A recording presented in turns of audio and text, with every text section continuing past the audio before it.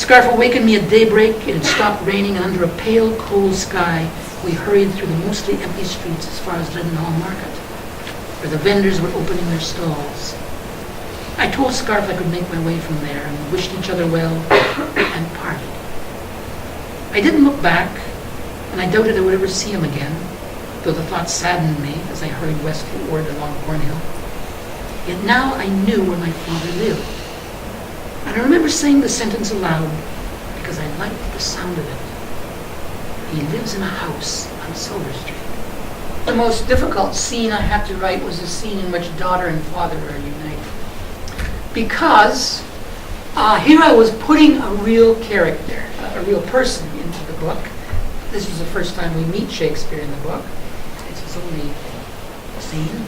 And I had to be sure that what I had learned about him, his circumspection, his unwillingness to get involved in too much, this is how he took him. And I think what scant historical evidence there is would support that. At least the reviews have suggested that some of them that I got him right.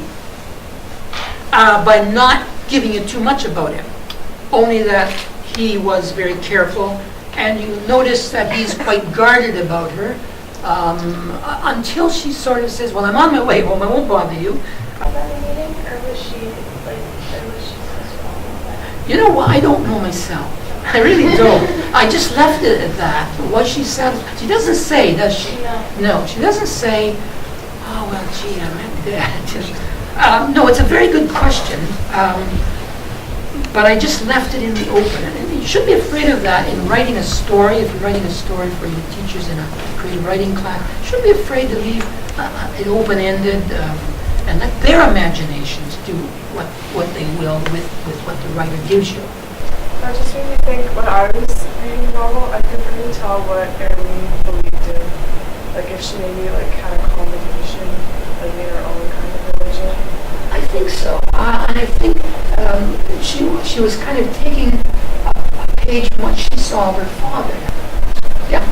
When Shakespeare and Arlene meet, did Shakespeare feel any emotion to her that he was just trying to hide, or was he genuinely disconnected from her?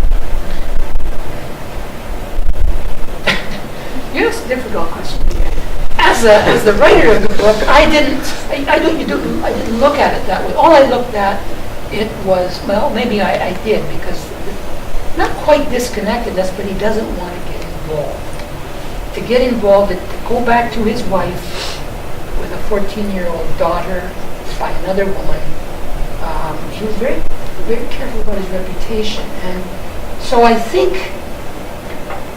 that overpowered any affection he might have felt was this, I don't want to complicate my life.